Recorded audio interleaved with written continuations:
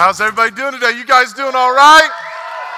So glad to have you joining from all of our different locations, online, inside, .tv. We are so blessed to be in relationship with you. Special shout out to all of you who are part of our newest inside location in Vandalia, having almost 100 people. Super proud and super thankful for you. And to those of you at all of our different locations who are joining for the very first time, we are so glad that you're here. And our hope is simple, that you'll find what we found, which is an intimate, personal relationship with Jesus Christ. Now, just pay attention. If you're in that category, just listen to this for just a second. At all of our locations, if you're willing to say that the greatest thing that ever happened to you is you starting an intimate, personal relationship with Jesus Christ, can I get a whoop whoop? So for those of you who are listening, I'm telling you, it's legit. So if you have questions about it, don't miss it, because today's the day where you could start that relationship or grow in that relationship. For those of you who don't know, my name's Clayton Hensel, and this is my brawny paper towel salesman starter kit, okay? I put it on, and I'm sorry, but I wore it on Thursday, so it's the outfit for the weekend. Yeah, I can't get over it. Like, I just want to go to like Hy-Vee and just be holding him and just passing him out to people. I think it'd be funny. But it won't be. I'm going to go home and take a nap. All right. Last week, we started this series called The You Project. And Jerry and Andre started to help us understand what it means to have our identity in Christ. And when we have our identity in Christ, it helps us to discover and embrace our dignity. And a lot of us, when we're starting this series, we're realizing that our worldview, the way we view what's happening in the world, both spiritually and physically, might be a little bit off. That there is an unseen poverty affecting our world. It affects the connected and the disenfranchised, the well-fed and the hungry, the rich and the poor. When people don't know who they are and they don't know whose they are in a profound state of poverty. But once you know who you are and whose you are, the next question you ask yourself is, why am I here? Have you ever asked yourself that question, like, why do I exist? Maybe you can think back to when you were a kid and you had your like earliest dreams of what you wanted to be when you grew up. My dad, I think he knew he wanted to be a veterinarian at 6. I still don't know what I want to be when I grow up. I'm definitely on the fence. I mean, there's certain things I can rule out. I eat Jack's Pizza, quite a bit. And when I eat a Jack's Pizza, one of the things I'll do from time to time is I'll just turn on a real food show to watch while I eat the Jack's Pizza. And have you ever noticed, like, whether it's Hell's Kitchen or the Cupcake Bakery Bake Off and the, all those cooking shows, Chopped? Do you ever get that feeling that you could do what they're doing? You see them just sprinkling salt on stuff, and you're like, I can do that. And then you go into the kitchen and try and do it. I would love to put out like incredible food, but it is not ever going to happen. Nobody in my family, like Ryan, Biscuit, Jennifer, Kennedy, when I try to go in the kitchen, they like just kick me out. Like, my job is to pay for the groceries. That's my job. Because I burn the cereal when I make it, and I don't know what's wrong, but it never comes out exactly the way I think it's supposed to. Like, that's not me. And you get this. This makes sense to you. If you were sitting down at a nice restaurant and you were getting ready to order, and then I poked my head out from out back. So, oh, hey, I'm making it. Get whatever you want. You'll be like, yeah, we'll go. All right? Yeah. Boy, we are full, aren't we? We just ate. We came here for the water. All right. So, or here's another one. I would love to fly. Anybody else who would love to be a pilot? Oh, my goodness. I love the idea of me being a pilot. I don't like flying. Here's the reason. I like to be in control. I would feel, this is sick, I would feel more comfortable with me being a pilot, not knowing how to fly, than somebody else being in control. It's like when you're riding on a four-wheeler, when you're driving, everything's safe, but when you're holding on to somebody else, you're like, ah! Like, I would much rather be. So like for instance, when I proposed to Jennifer, I took her up in an airplane. I spelled out, "Will you marry me?" in the church parking lot and votive candles, and then I had them turn the plane. Oh yeah. And come to find out, she doesn't like flying, which was helpful because I said, as soon as you say yes, I'll put the plane on the ground. And so that's how we got together. That, and she likes paper towels. And so a while back, I was in Peoria, and I was doing something there, and I had to preach here on Thursday night. And I was there on Thursday, and a guy up in Macomb, you're watching, he's a pilot, and he got access to a plane. And he said, "How about I just pick you up?" So he picks me up in Peoria in an airplane like a Uber driver. I hop in there, 25 minutes later, I'm here in Quincy. I'm like, yeah, I felt legit. And this is what I thought would happen. I thought he would show up with one of those planes that has 2 joysticks. And I thought at some point in the plane ride, he would go, "Clayton, do you wanna?" Because I've always wanted to do a barrel roll. And I have seen in movies it looks like you just move it this way and it happens. I'm thinking because he knows me so well that's why the plane he picked me up in only had 1 joystick, right? But can you imagine hopping on a plane and I was the pilot? "Hey everybody, this is your pastor/captain speaking. We'll be flying at about 35,000 feet for a while." Have you noticed that like on certain planes you can do like this thing right here and like you get 0 gravity? I would give that as a free gift to everybody. Can you imagine how much fun I would be as your pilot? I would look for the turbulence because that way, I enjoy turbulence. It just feels like, you're riding a horse. And who doesn't like riding a horse? But you can imagine me being your pilot. You'd go, "No." Some of you actually right now are going, "I'm not okay with you being our preacher." And that's completely fine.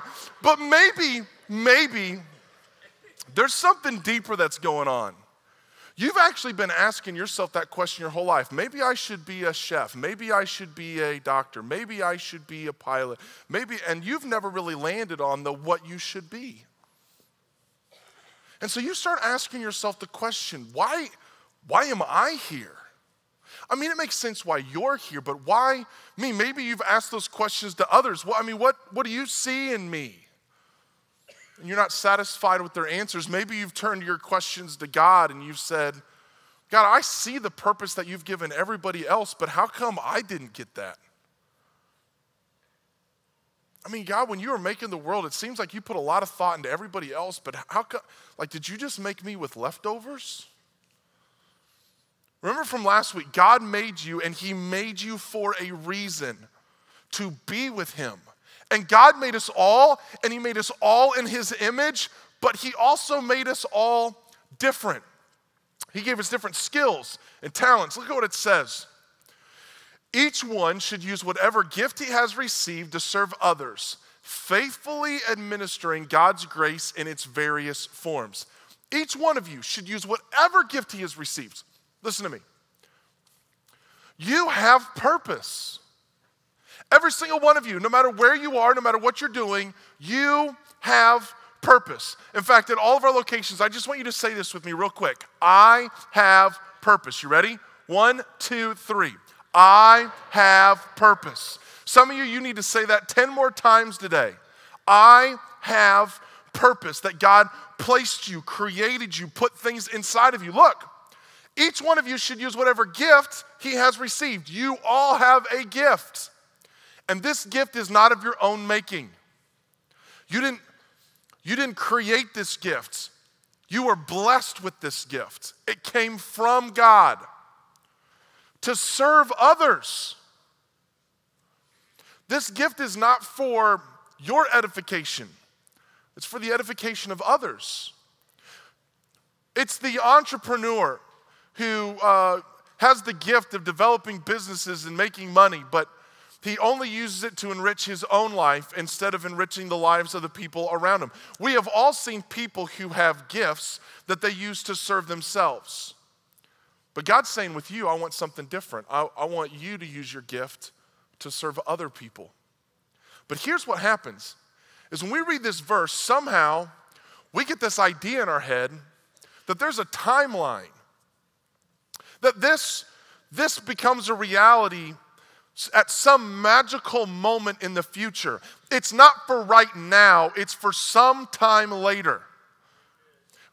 Every single one of us, hear me, you're in the story that God is writing for you right now. God's not waiting for tomorrow for you to start living out your purpose. He's saying you can live out your purpose right now. But this is actually how I think a lot of us, myself included, I think this is how we often function. I want you all to meet Bert. Bert's 15 years old. Everybody say hi, Bert. Hi, Bert. Careful, he has little ears. Okay. Bert's 15. Bert comes to the crossing, loves church, loves Jesus. He serves. He's in a life group. He comes to 2 services on the weekend. And he's been spotted during the opening worship set putting one hand in the air during the worship set. Pretty impressive guy. And Bert, man, he sees stuff that's happening in the world all over the place. And he wants desperately to live a life of purpose and passion and help people find a relationship with Jesus Christ. He sees the pain and the struggles of other people. He wants to be on purpose, and he's 15. And if Bert were to look behind him all the way back to his birth, this time from 0 to 15, it wasn't wasted. I was reading an article or a church's website one time, and kid you not, this is what it said in this guy's bio.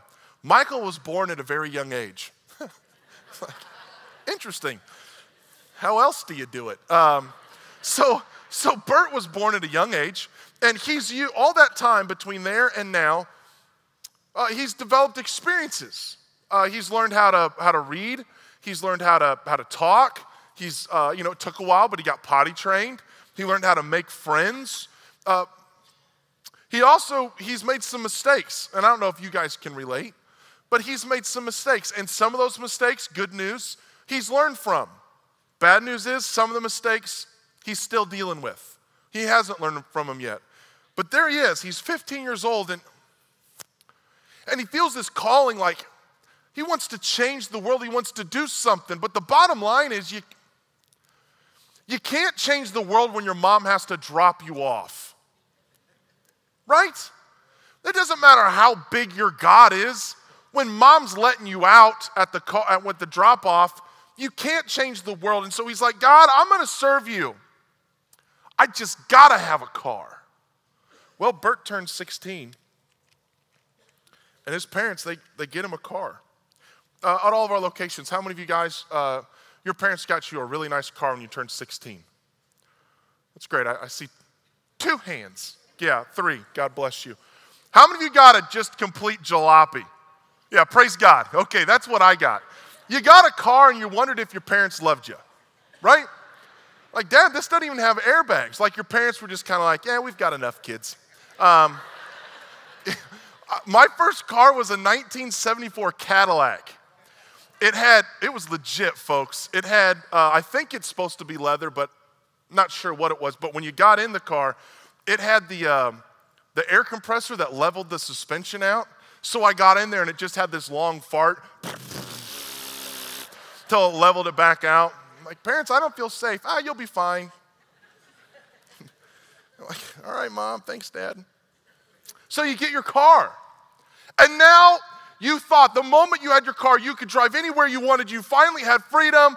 And then you're like, I'm going to live out my purpose. But then that was your sophomore year. And next thing you know, it's your junior year and your senior year. And your classes are difficult. They're challenging. And man, you've set a goal that you want to go to this college. And it's going to take some work to get there. And so you're like, God, I want to live for you. And I want to change the world. But nobody's going to respect anybody who hasn't graduated from high school.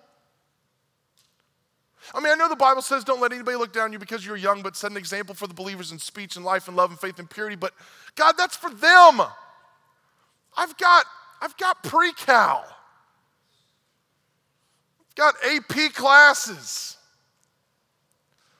God, I'm going to serve you. I just got to get to my high school graduation. And so you get your class ring, and next thing you know, you're graduating from high school. High school went by so fast for Bert. He's got a great school that he's looking forward to go to, and he was going to start serving and living for God in a big way as soon as he graduated. But to be honest, he's only got 10 weeks before he ships off for college, and this 10 weeks has got to be about making as many memories with his friends and his family as he possibly can. So he just postpones it, but he arrives at college, and man, college classes were just so unbelievably demanding. Some of you guys, you may have a college kid. Do you remember when you were in college and you were so busy? I just have so much going on. And how many of you as adults are like, oh, if I could have my college schedule back? Yeah, you're like, I have a test every week. I'm like, I'm a parent. I have tests every hour, okay? And I fail, okay? Oh, you can't hang him upside down and shake him?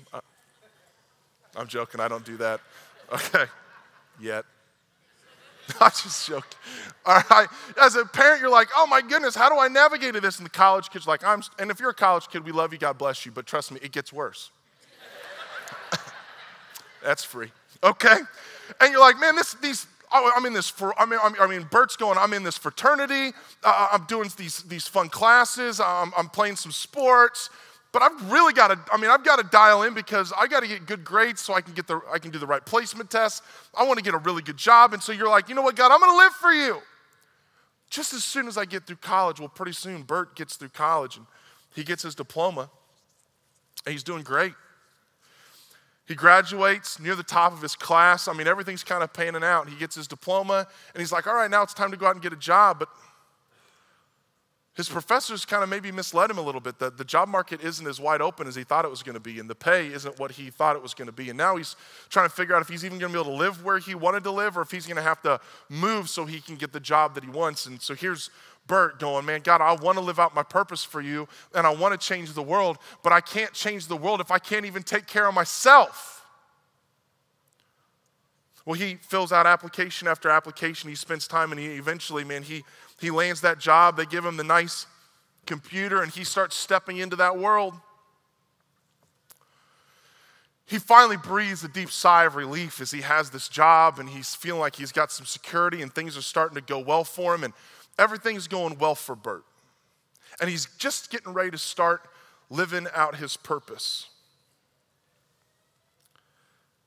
And on his way into church one day, he sees Bernice. Oh, and Bernice is a beauty. They start talking, and Bert's like, God, when you made Bernice, you took your time.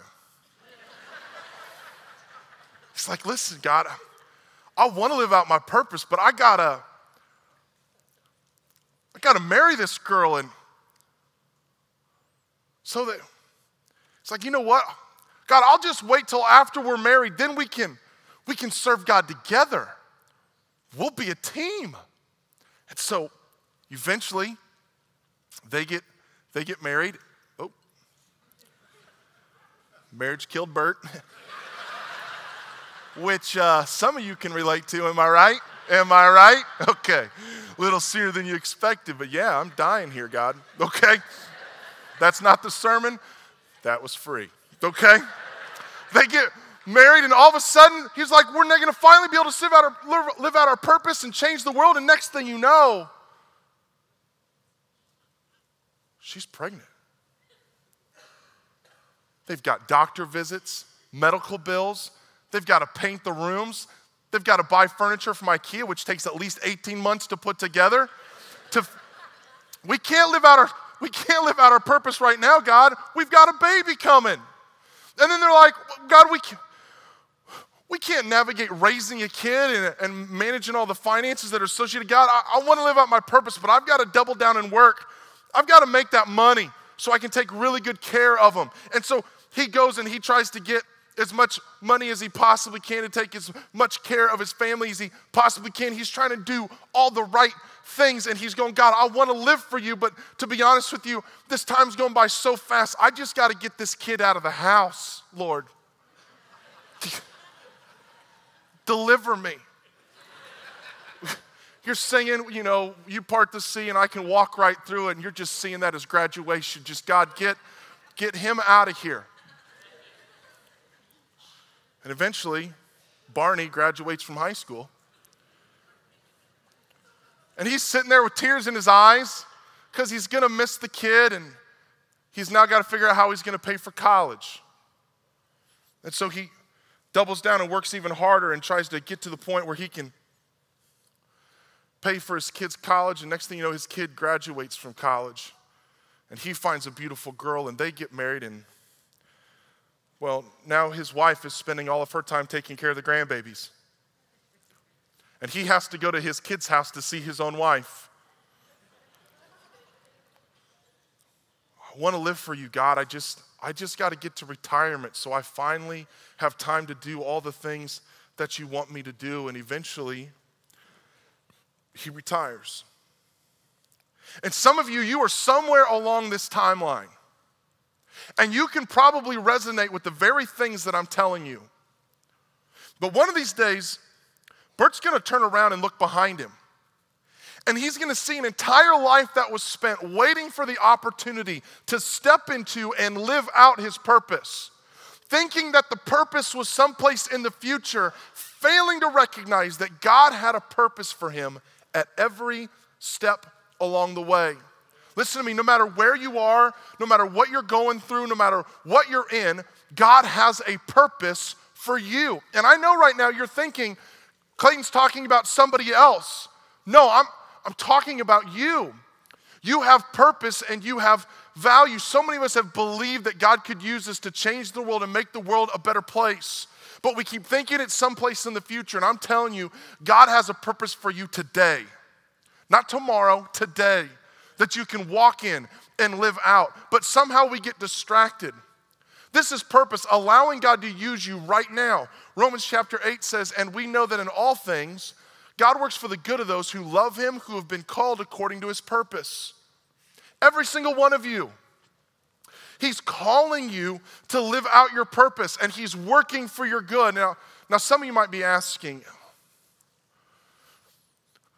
I mean, I get that maybe God's working for my good, but when I see people in all the impoverished parts of the world, when I see what other people are going through, there's no way that God could be working for their good. Why does him working for my good look like this and God working for their good look like that? It sure doesn't feel like he's working for their good. The answer to that question is found in our worldview. Remember that poverty is both spiritual and material. It strips away our dignity, our purpose, and our freedom. Last week we learned that God is the solution to our dignity. Today we're learning that God is the solution to our purpose. And next week, man, we're going to be talking about how God can help us find our freedom. But we tend to focus on the situation and not focus on the person. Here's what I mean by that. Does God care more about you or the house you live in? You. Does he care more about you or the car you drive? You. Does he care more about you or what job you're going to have? God cares about you. Which means that when you see the pain in this world, the primary thing that you should be focusing on is the person, not the situation. Because the best thing we can do is help people find an intimate, personal relationship with Jesus Christ. Everything else that we do is a bridge to that moment. Because we can't help somebody else find their purpose until we've discovered ours. If you want to change the world, you've got to spend some time allowing God to change you. Listen to me, your purpose is to know God and make him known. It's that simple. You see, when we think purpose, we think occupation, and God thinks preoccupation. Here's what I mean by that. God doesn't give a rip what you do for a living. He cares a whole lot about who you live for. What I'm saying is your purpose in life is not that different from Jerry's purpose or my purpose. In a general sense, all of us, our job is to know God and to make him known. Everything else flows from there. So that means that your purpose can be lived out in the family that you're in right now. Your purpose can be lived out in the job that you're in right now. It can be lived out in the city that you live in right now. Nothing has to change for you to live in your purpose except you accepting the purpose that God has placed on your life. On a macro scale, every single one of us have the same purpose. But the uniqueness is fleshed out in how God wired us individually. Ephesians chapter 2:10 says this, "For we are God's workmanship, created in Christ Jesus to do good works, which God prepared in advance for us to do." I'm going to spend more time on that verse in just a second, but there's some of you listening to me right now that you're going, I want to step into my purpose, but to be honest, I don't have a real good bead on maybe how God wired me. If you were to go to thecrossing.net/gifts, it's going to forward you to a website that we use. It's about 100 questions, and it's going to help you have a really good understanding of where your strengths are and where your weaknesses are. And I've used it. A lot of our staff have used it. We actually took this as a team not too long ago. And you might get your results and share it with your spouse. You might even call up one of the staff members at the Crossing and go, "Hey, I just want you to know this is what I've learned. How can I help? I want to step more strategically into my purpose." But when we read through that verse, he said that God prepared in advance that we should walk in him. So this past Christmas, because we were doing the Wreck the Roof thing, I was like, you know what I'll do? I'll make a gift for my wife. That'll save us some money. And I thought long and hard, what's the gift that I want to give her? And I decided I was going to make her a shoe rack, a shoe display. And because she has a lot of shoes, all right? Now, to her credit, most of those shoes have not come into my house since we've been married. It was all, pre-Jesus shoes. But she has a lot of them. They're like trophies. We just don't get rid of them. They come into the house. They just stay there. So I shouldn't say I built her a shoe rack. I was building her a trophy case for her to keep all of her. And I'm going and I'm getting my measuring tape out, like where does this fit in the house, and how big do the little cubbies need to be, and is it going to be lit, and does it have a garage door opener, and do I have to pour a concrete pad? So I'm putting this all together. I'm going to this site for women. Is it Pinterest? Is that right? Pinterest. I went to one of those places and looked, and apparently there's some real overachievers out there. My gift would have looked a lot better had Pinterest not been around, because I wouldn't have anything to compare it to. But what I have now looks like farm and home shoe racks for women, okay? And it needs some help. It's not even done yet, I'll be honest with you. It's a lot more than I anticipated. It would have been better to go to IKEA, okay? So I'm working on building this thing. I've got plans, and I'm in my mind, I'm visualizing my wife interacting with this shoe rack in the mornings. She tries on multiple outfits, and so I'm thinking like, how do I put the trim pieces in so when she pulls out multiple pairs of shoes? How do I make it so that way I can just pick up shoes and put them back and win some brownie points, if you know what I mean? Like how does this all now? I go to the hardware place to buy all the stuff, and I didn't save any money. It ended up being apparently birch plywood's pricey, and I have to paint it still, but I've got trim, I got a nail gun, the whole thing. And what spurs me on when I work on this is I see her interacting with it. That thing was made on purpose, with a purpose, for a purpose, with someone in mind. Here's the scary thing that I am learning to believe about me. In all of human history, God was like, during this moment in time, you know what the world needs? It needs a Clayton. And you're thinking, what did we do, Lord, to deserve one? Think about this. When God was putting me together, he was like, they need this.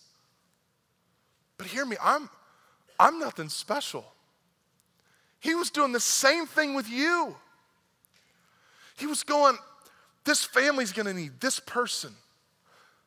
This group of people is going to need this individual.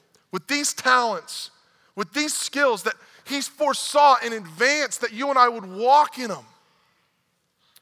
Every single one of you, you have a gift and you have a purpose that God could leverage and God could use if you would let Him. And I'm hoping you will as we move into this time of decision. What up, YouTube family? Hope you guys enjoyed this week's message. I'm gonna encourage you guys to do 4 things today. 1, would you hit that like button and let us know that the content that we're producing is being a benefit to you and to your family? Second thing I'm gonna encourage you to do is hit that subscribe button so that we can start to coalesce and go on this journey together. The third thing I'm gonna encourage you to do is hit that bell button. That bell's gonna turn on your notifications, so every time we upload content, you'll be notified so you can join in with us as soon as possible. And then the last thing is, if you feel like you've been blessed to be a blessing and you don't give to another church, we would love to give you an opportunity to be generous with us as we try to be generous towards God. You can go into the description below and you can click that link for the Give app, and it will walk you through everything you need to do to make that a reality. We appreciate you, we love you, and God bless you.